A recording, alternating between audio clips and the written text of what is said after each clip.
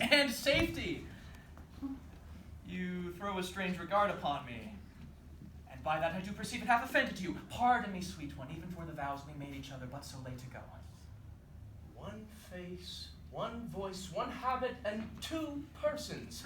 A natural perspective that is and is not. Sebastian! Antonio, oh my dear Antonio, how have the hours racked and tortured me since I have lost thee? Sebastian, are you? Hearest thou that, Antonio? How have you made division of yourself? An apple cleft in two is no more twin than these two creatures. Which is Sebastian? Most wonderful.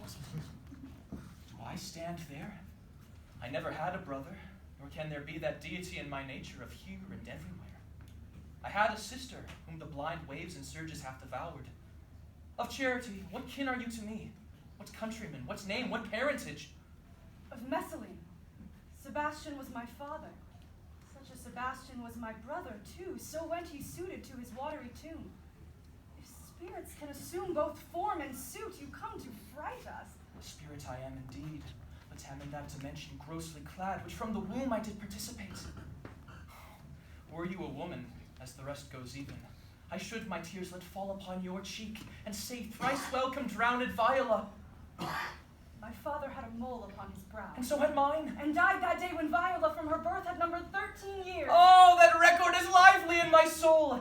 He finished it indeed as mortal act that day that made my sister 13 years. If nothing lets to make us happy both, but this my masculine usurped attire, do not embrace me till each circumstance of place, time, fortune do cohere and jump that I am Viola, which to confirm, I'll bring you to a captain in this town, where lie my maiden weeds, by whose gentle help I was preserved to serve this noble count. All the occurrence of my fortune since have been between this lady and this lord.